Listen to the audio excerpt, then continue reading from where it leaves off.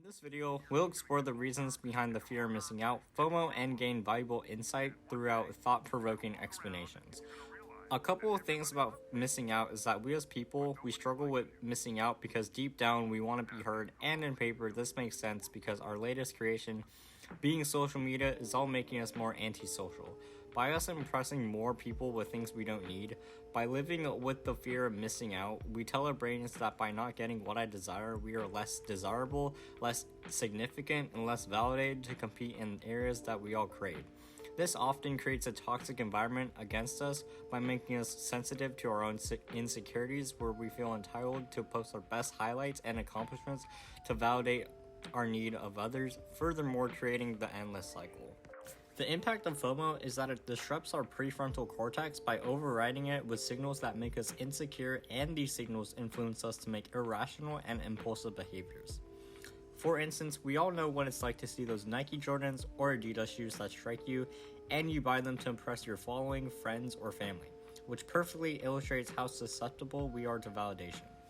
Whenever we commit to the purchase, our brains flip the switch and no longer decides that the item we purchase is as valuable as the anticipation for it once was. And this is really important to note, because after we have the item in possession, the dopamine surge cycle repeats and we want more of that same experience we just had.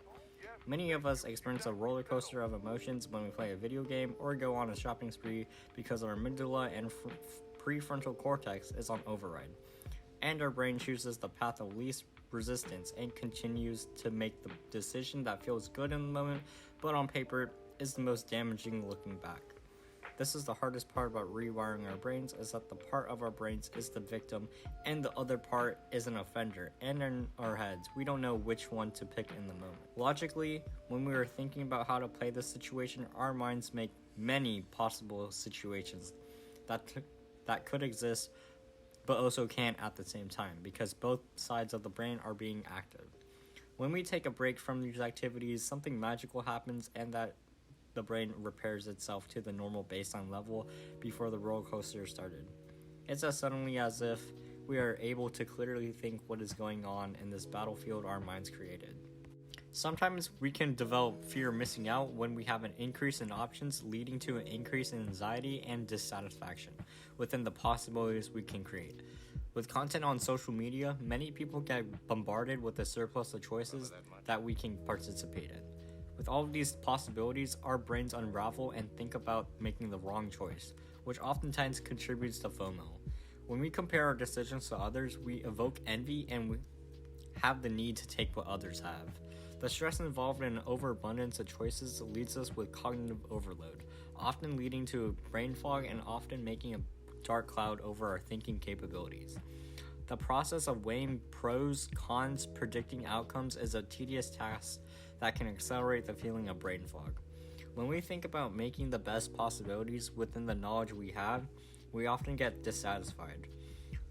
When our emotions are at a toll, we often let our irrationality take over, and this is when everything starts falling out of place.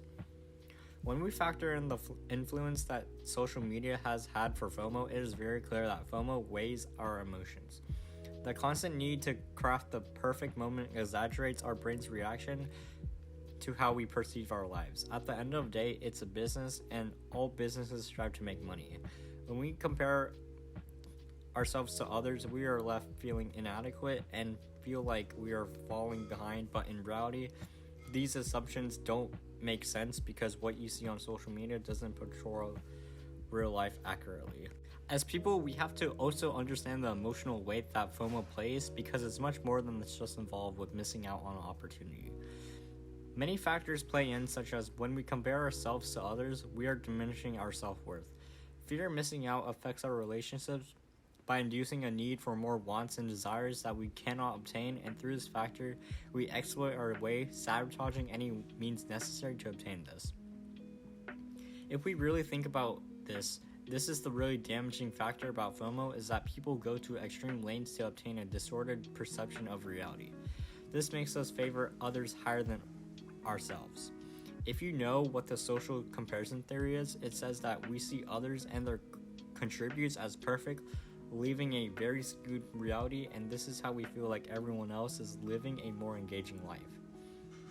We also need to understand that as people, we have an innate need to have the best items, and when we have another person who has a more valuable item than us, we feel left out because we see them as better, even though this may not be the case.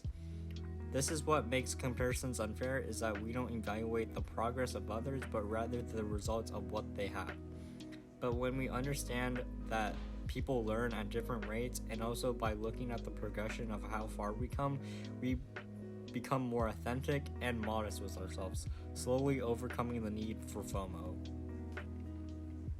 Because we lack rationality of when we lose sight of reality, and in this stage we drift to our skewed perception of reality we created through us being fearful of missing out.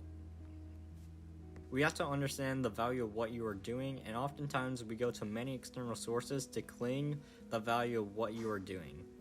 What was found to be really interesting was when we did the inverse and found value in ourselves, we didn't need to participate in these traps for the sake of impressing others with the things we don't need, but rather that we need to cultivate value towards ourselves through a need of exchange, and this could be where we are actively participating in.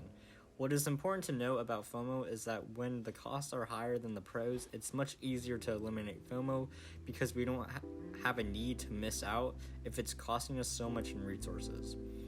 When we put effort into the whole process instead of looking towards a specific outcome, we tend to feel like choices we are making have the correct weight assigned to it, and this is very important because when this happens, we build a supportive community that will help us in the long term. By understanding how to react, we can cultivate solutions to any solution that paves our way, and by doing this, we eradicate FOMO from our minds. When we impress people with things we don't have, we get FOMO because we are putting a show for others to see with external needs rather than internal needs. Emotions are often at a toll because both parts of our brain are at conflict, and this is why we can't make effective decisions. Comparisons lets anxiety and analysis paralysis in, leaving you feeling unfulfilled. FOMO is important to understand because it teaches us to delay the chase for more wants and desires, but holding back often gets us joy and contentment. We have to value what we are doing because when we don't, it is so much easier to always be drawn into the repulsive trap of FOMO. By switching to creating real, meaningful experiences, we break from the cycle of FOMO and engage in moments of authentic connections. Hope you guys liked the video. Like, comment, and share so that the YouTube algorithm recommends this video to more people.